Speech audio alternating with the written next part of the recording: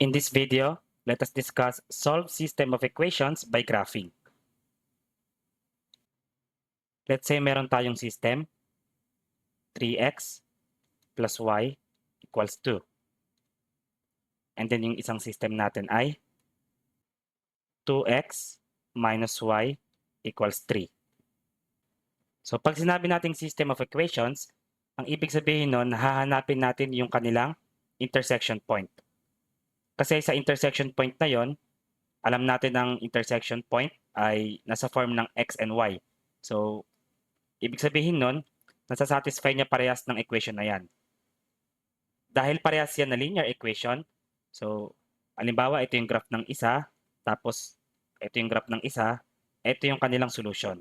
So, ayan ang isolve natin by graphing. Mag-start muna tayo sa unang equation, kay 3x plus y equals 2. So, sulat natin muna. 3x plus y equals 2. First step dito, isolate nyo yung y para magkaroon ka ng slope-intercept form. So, paano ba ina-isolate yan? Ang gawin nyo lang, subtract ko yung 3x from both sides. Kasi magka-cancel out to. Tapos, ang may iwan sa atin, meron tayong y equals negative 3x plus 2. So, naka-slope-intercept form na yan. Ang slope-intercept form ay y equals mx plus b. Alam na natin yan, yung m yung slope, tapos yung b yung y-intercept. So, yung slope natin ay negative 3. Negative 3, pwede natin isulat yan as negative 3 divided by 1. And alam natin na ang slope ay rise over run. So, we can say, meron tayong rise of negative 3 per 1 unit of run. Also, the y-intercept is equal to positive 2. Ngayon, i-graph natin. Mag-create muna ako ng coordinate system.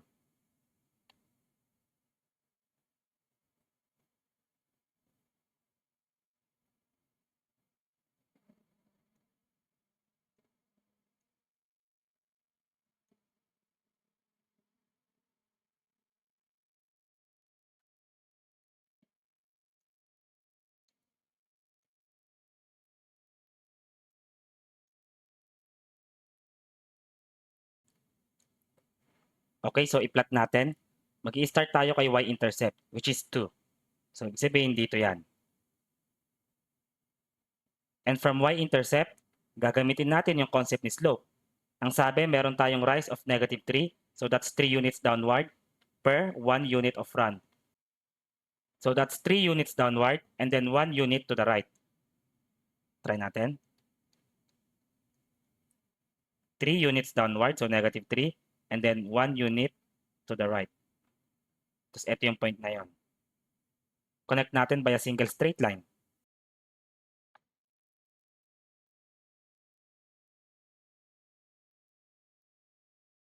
So, ito yung graph ng 3x plus y equals 2.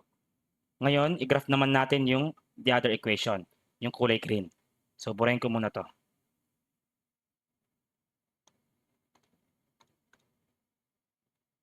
So, copy natin, we have 2x minus y equals 3. Ang gagawin natin ulit, change natin into y-intercept form.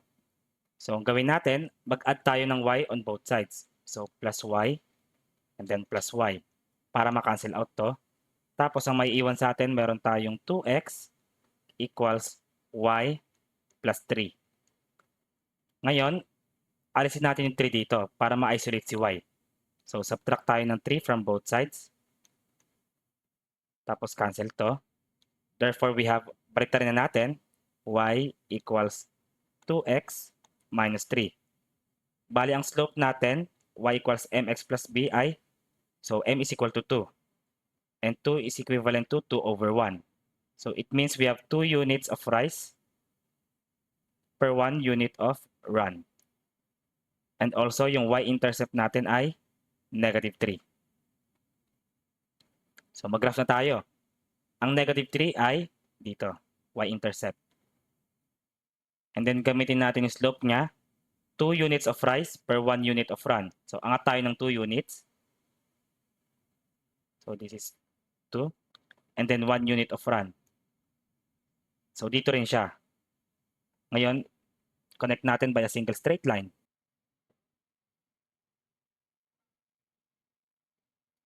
Ito na yung graph ng 2x minus y equals 3.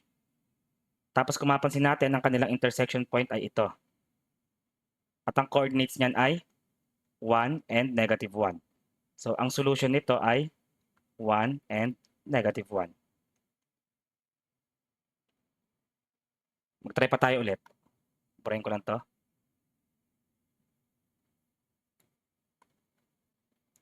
Let's say meron tayong 4x plus y equals 8. And then 2x minus 3y equals 18. So mag-start muna tayo sa first equation. We have 4x plus y equals 8. So slope-intercept form, subtract tayo ng 4x from both sides. Cancel out yan. May iwan sa atin ang y equals negative 4x plus 8. Which means ang slope natin ay negative 4 or negative 4 over 1. So it means we have a negative 4 units of rise per 1 unit of run. Also, the y-intercept is equal to positive 8. So graph natin. Mag-draw muna ako ng coordinate system.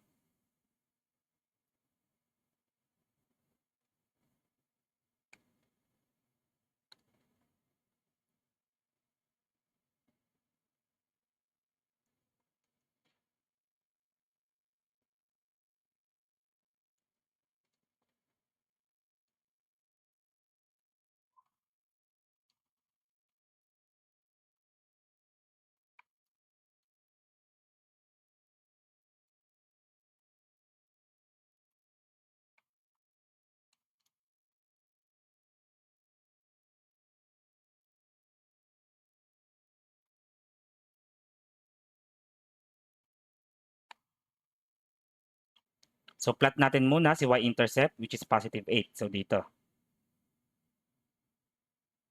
Next, gamitin natin ang slope. Meron tayong rise of negative 4. So that's 4 units down.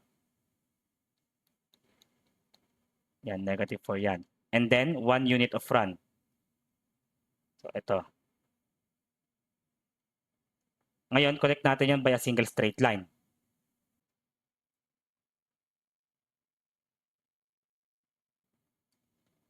Ito na yung graph ni 4x plus 3y equals 8. Next, i-graph naman natin yung next equation, 2x minus 3y equals 18.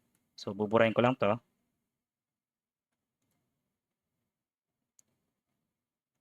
(2x minus 3y equals 18.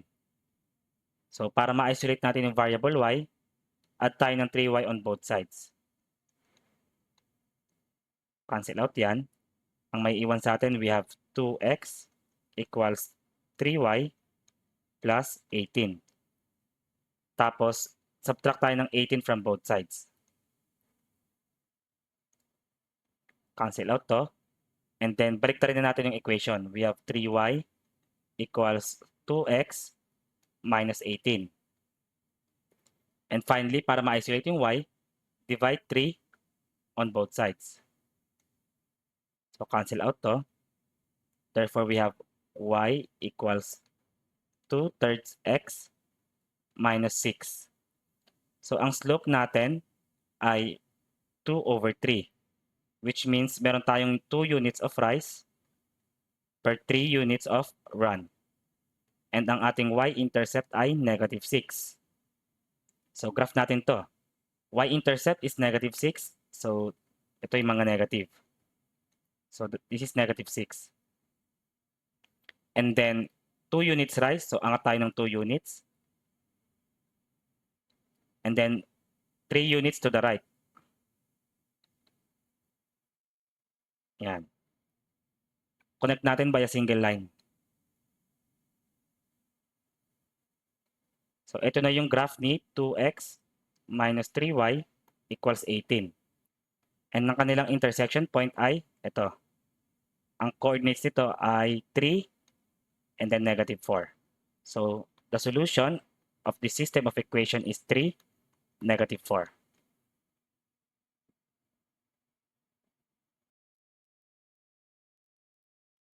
Next system of equations. We have 4x minus 3y equals 8. And the next equation is 8x minus 6y equals 16. So start tayo kay first equation. Kopyahin natin. We have 4x minus 3y equals 8. So slope-intercept form, add tayo ng 3y on both sides. So this cancels. And then we have 4x equals 3y plus 8. Tapos subtract tayo ng 8 from both sides. This cancels. Therefore, we have 3y equals 4x minus 8. Tapos divide tayo 3 from both sides. Cancel out to. Therefore, we have y equals 4 over 3x minus 2.67. 8 over 3. So, ibig sabihin yan, ang slope natin ay 4 over 3. So, meron tayong rise na 4 units per 3 unit of run. Also, ang ating y-intercept ay negative 2.667 or 67. So, graph natin. Mag-draw muna ako ng coordinate system.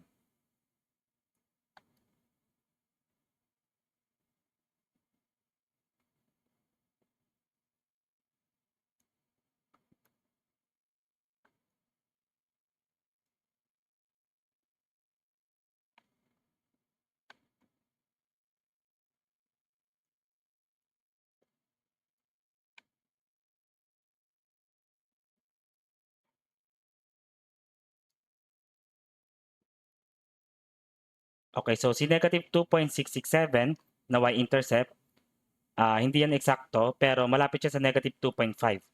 Mas mababa lang siya ng konti. So, tansyahin nyo na lang dito. And sabi, meron tayong 4 units of rise. So, angat tayo ng 4 units.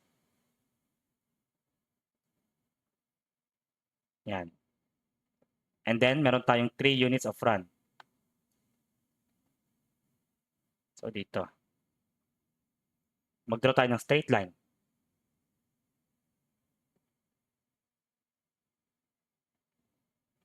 Ito na yung graph ni 4x minus 3y equals 8. Ngayon, yung isang equation naman. Burahin muna natin yung solution.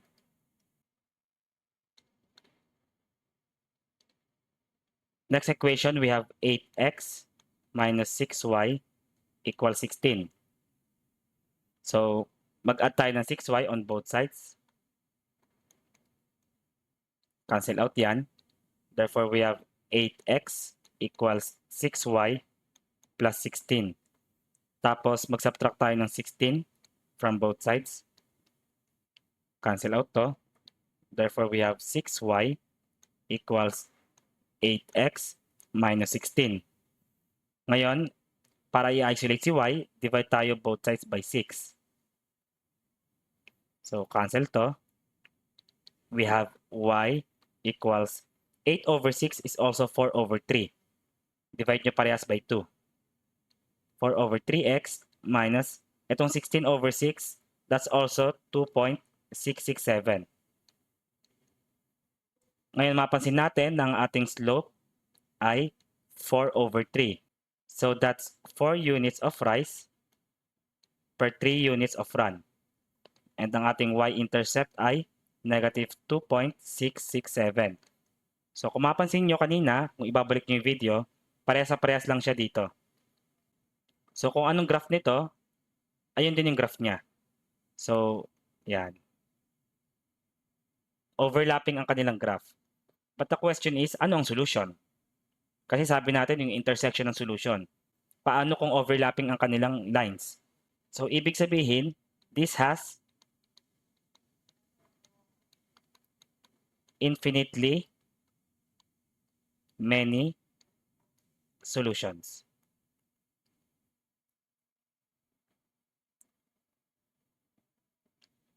Okay? Next problem.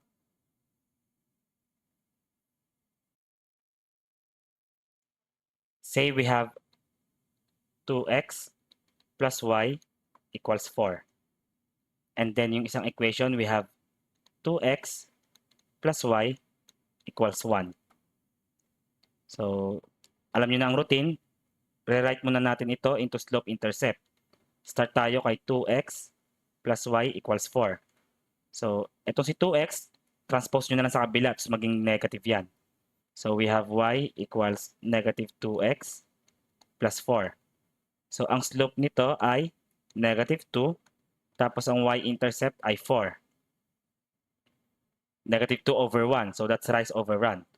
Tapos, yung isang equation naman, 2x plus y equals 1. Transpose nyo na dito sa kabilang side, tapos gawin yung negative. We have y equals negative 2x plus 1. Which means ang slope natin ay negative 2 rin or negative 2 over 1. And yung ating y-intercept ay positive 1. So kung papansinin ninyo, parehas lang yung slope. However, nagkakatalo sila sa y-intercept. Pero alam nga natin na kapag ang dalawang lines ay may same slope, ibig sabihin nun, hindi nag-intersect yung kanilang mga lines. Parallel lines yan. Kapag same slope. Okay? Pero, ipakita pa rin natin siya sa graph. So, mag-draw ko ng coordinate system.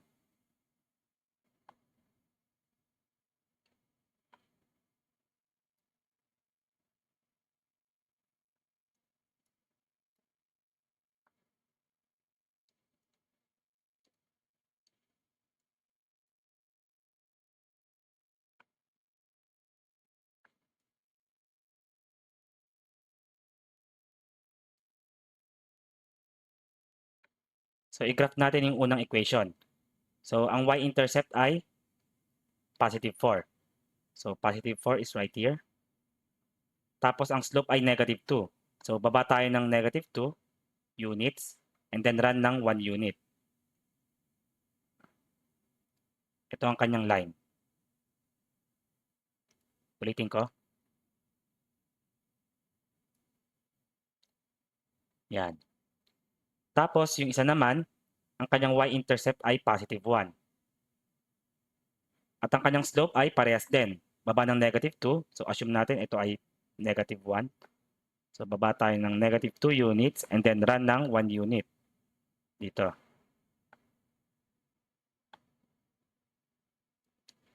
So, confirm natin na yung kanilang lines ay parallel. So, hindi yan mag-intersect. Ibig sabihin, ito ay